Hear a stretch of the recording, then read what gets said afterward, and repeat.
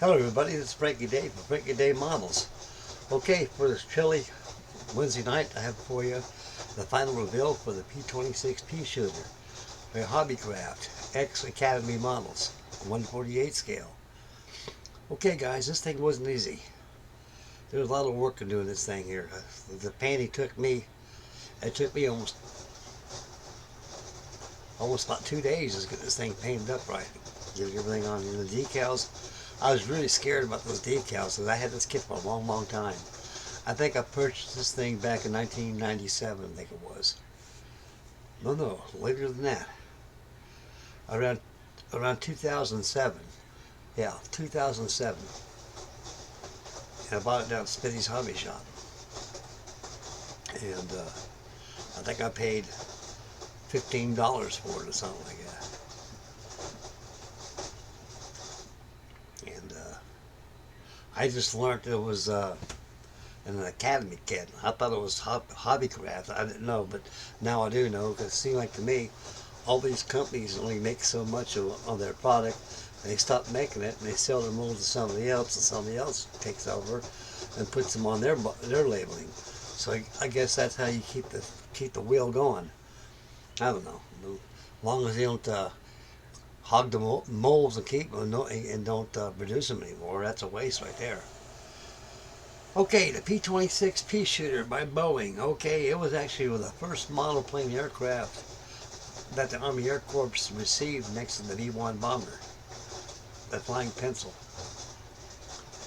And at the time, 1930s was coming in, they were getting more interested in a monoplane type aircraft instead of the biplane aircraft.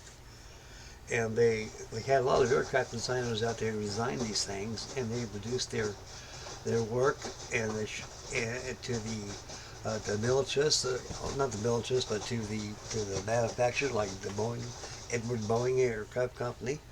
And he would look at them and keep on file, and he would consider them. He would never shy away from it. It would not go in the file cabinet. He'd keep it right up front, and other manufacturers would look at it, and he sees this thing is pretty good.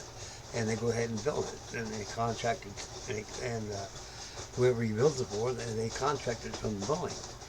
Well, this thing came out as early as 1932. The Army Air Corps could receive these things. And a lot of these things were used as for training squadrons. And the pilots that flew these things at the time were very delighted. They couldn't believe it. It was a pursuit ship. Actually, it was the first pursuit aircraft that we've had at the time, the Army Air Corps. They looked like it really could do something. And what's so striking about it is the paint schedule on it. They're so bright. Some were painted with olive drab fuselages with yellow wings and different color insignias, and some were painted blue, like this model here is, and with red striking trim decals on there. I mean, the trimmings they used, the squadron, very colorful, because 1930s was a very colorful age of aviation, and we weren't prepared for war yet. And this is before Hitler was pulling out his charade.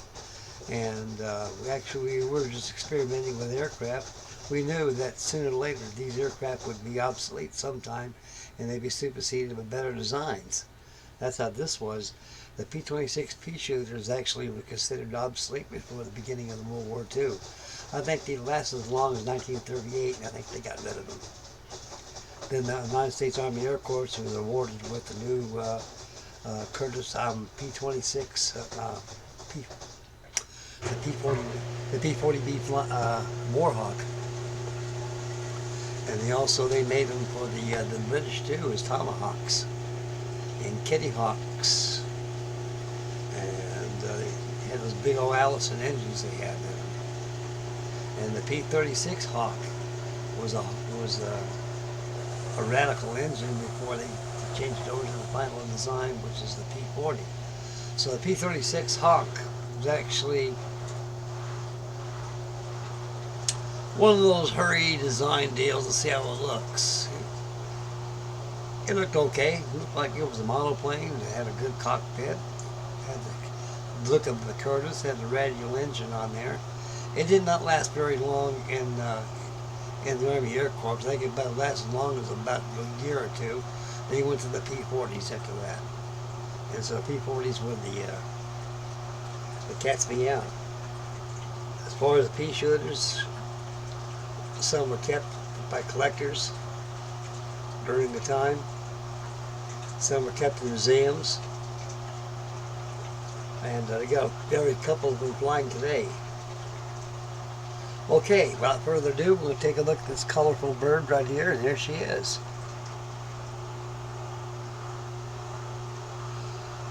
This is the 1/48 scale Hobbycraft P-26 pea shooter.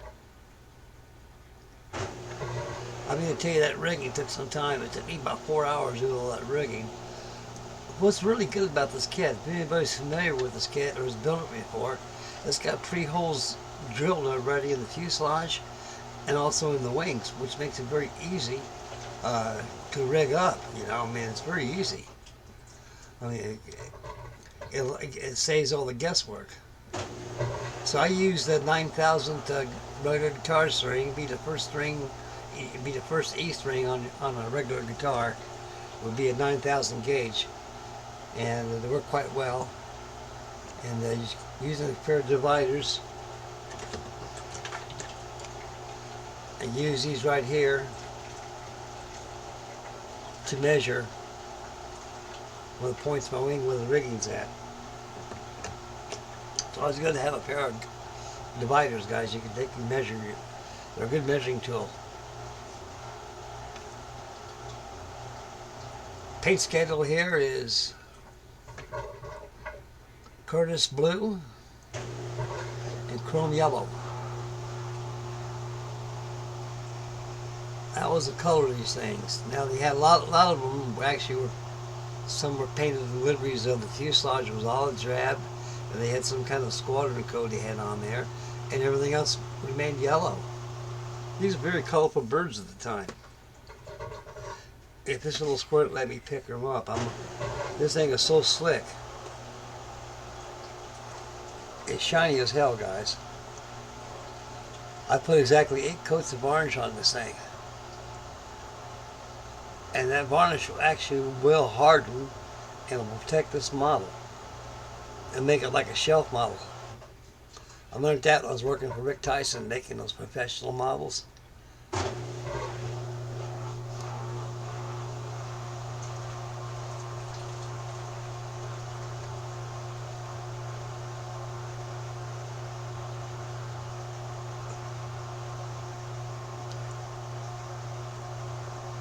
Left the door open right there. You can see some of the cockpit interior there. It's a shame this camera cannot pick up the cockpit in there. It's a nice cockpit in there too. The instrument panel looks really nice. I can see it from there, but it's dark candles. There, I think you guys see it now a little bit. Look very hard. You can see it in there. It's all there. This is a beautiful airplane. I really love this little thing.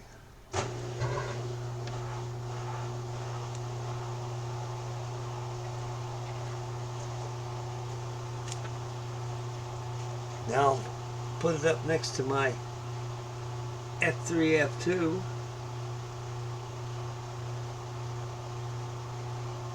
I think you guys remember this one.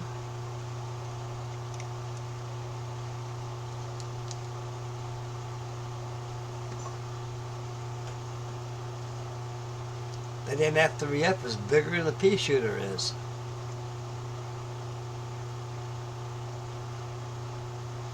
And the F3F was a very small airplane.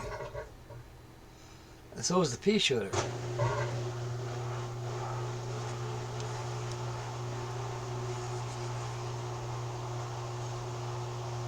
These same scales, these are all 1/48 scale. Of course, on the video that I did, I used that foil on that aluminum foil for the fuselage, and I used dark aluminum on there to simulate the doped wings it had. This is the Marine Corps job.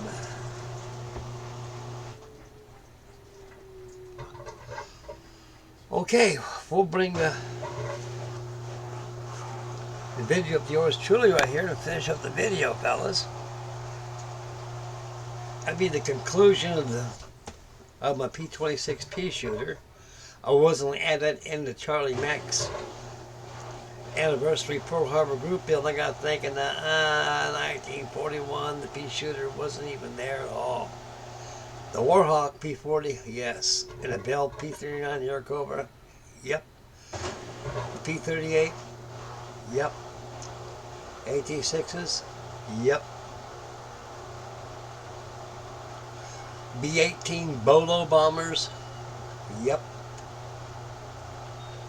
B-17C and Ds, yep.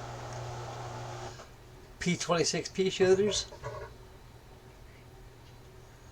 nope. I don't think you get this in a hobby shop nowhere. The only place you can be able to pick up this Peashooter, fellas, is eBay. Either that or go to a model show. They got vendors there all the time. You may run into a couple there. There's only two companies that make this Peashooter that I know. Although I'm wrong anyway, but to my knowledge, ability, that I know, because I personally seen it for, is K&B, and Aurora, and Academy, which is now Hobbycraft. Okay, I'll get out of here, guys. I'm gonna get tired. I'm gonna hit the old part sack. This is Frankie Day signing up for Frankie Day Models. You guys take care of yourselves, make mama happy, take care of the little ones, spend wisely, stay focused when you drive, and beware of your surroundings, and be careful out there, be healthy, and please, take care of yourself out there. This virus ain't going away too soon. It's everywhere. It's nailing people right and left, so be careful, and watch your step, and don't get around a bunch of people. Go home, build models where you're supposed to be. Okay, this is Frankie Day from Frankie Day Model signing off. I should have a video for the Buffalo tomorrow, and by Friday I'll have the final reveal on the Buffalo. That'll be my second complete entry for Charlie Mack's Pearl Harbor group build. Okay, again, this is Frankie Day from Frankie Day Model signing off. I'm out of here, fellas. We'll catch you guys in the next video. Bye, boys. I love you, fellas.